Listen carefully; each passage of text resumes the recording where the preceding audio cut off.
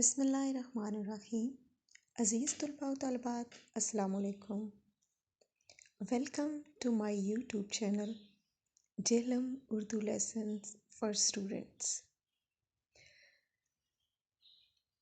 National book foundation کی یہ اردو کی کتاب ہے جو جماعت نہم کے لیے ہے۔ آج ہم اس کا پہلا جو باب ہے سیرت سرور عالم صلی اللہ علیہ وآلہ وسلم، اس کے سوالات کے جواب کریں گے۔ تو سوال ہے کہ مندرجہ ذیل سوالات کے مختصر جواب تحریر کریں۔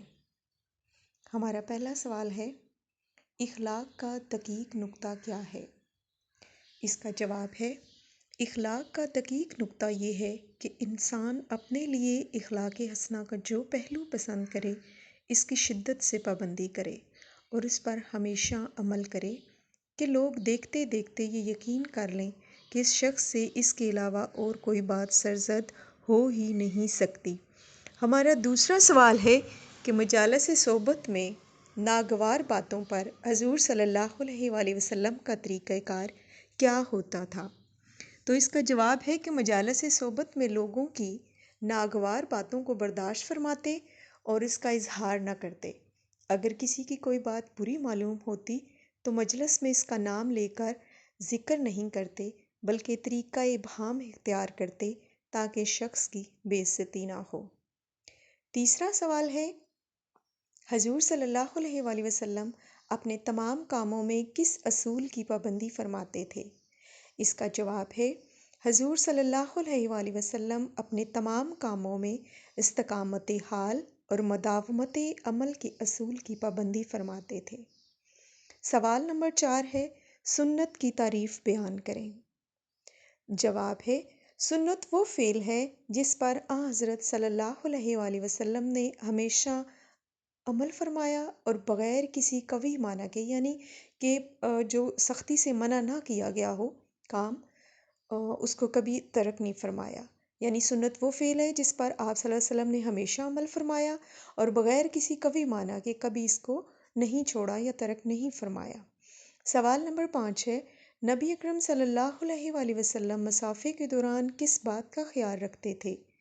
جواب ہے، آپ صلی اللہ علیہ وآلہ وسلم جب کسی سے ہاتھ ملاتے تو جب تک دوسرا آدمی خود نہ ہاتھ چھوڑ دے آپ صلی اللہ علیہ وآلہ وسلم اس کا ہاتھ نہ چھوڑتے تھے۔ سوال نمبر 6 ہے، سید الانبیاء صلی اللہ علیہ وآلہ وسلم نے نجاشی کے ہاں سے آنے والی سفارت کی کس طرح مہمان نوازی فرمائی؟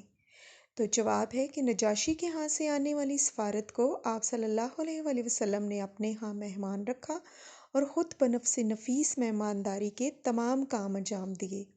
اب یہاں پہ صحابہ کرام نے آپ صلی اللہ علیہ وسلم سے عرض کیا تھا کہ یا رسول اللہ صلی اللہ علیہ وسلم ہم ان کی خدمت کرتے ہیں، لیکن آپ نے جواب دیا کہ چونکہ انہوں نے میرے مہمانوں کی خدمت کی تھی اس لیے اب میں بھی ان کی خدمت کروں گا۔ سوال نمبر 7 ہے کہ پردے کی آیت کب نازل ہوئی؟ حضرت زینب رضی اللہ تعالیٰ عنہ سے جب آپ صلی اللہ علیہ وسلم کا نکاح ہوا اور دعوت ولیمہ کی تو کچھ لوگ کھانا کھا کر وہیں بیٹھے رہے۔ اس وقت حضرت زینب بھی مجلس میں شریک تھیں اور آپ صلی اللہ علیہ وآلہ وسلم چاہتے تھے کہ لوگ اٹھ جائیں، لیکن لوگوں نے خیال نہ کیا تو آپ صلی اللہ علیہ وسلم کو یہ بات ناگوار گزری۔ اس موقع پر پردے کی آیت نازل ہوئی۔ سوال نمبر 8 ہے کہ حجۃ الوداع کے موقع پر صدقات کا مال تقسیم کرتے ہوئے حضور صلی اللہ علیہ وآلہ وسلم نے 2 تنو مند یعنی کہ صحت مند جو لوگ تھے ان کو کیا نصیحت فرمائی؟ جواب ہے کہ آپ صلی اللہ علیہ وآلہ وسلم نے ان سے فرمایا کہ اگر تم چاہو تو میں صدقے کے مال میں سے دے سکتا ہوں، لیکن غنی اور تندرست لوگ جو کام کرنے کے قابل ہوں ان لوگوں کا اس میں کوئی حصہ نہیں۔ سوال نمبر 9 ہے کہ کن 3 لوگوں کو سوال کرنا اور لوگوں کے سامنے ہاتھ پھیلانا روا ہے، یعنی ہاتھ پھیلانا جائز ہے؟ تو اس کا جواب ہے کہ دراصل 3 لوگوں کو سوال کرنا اور لوگوں کے سامنے ہاتھ پھیلانا جائز ہے۔ ایک وہ شخص جو بہت زیادہ مقروض ہو گیا ہو، یعنی کہ قرض کے بوجھ تلے وہ دب گیا ہو اور جب اس کی تو وہ مانگ سکتا ہے اور جب اس کی ضرورت پوری ہو جائے تو اس کو پھر رک جانا چاہیے۔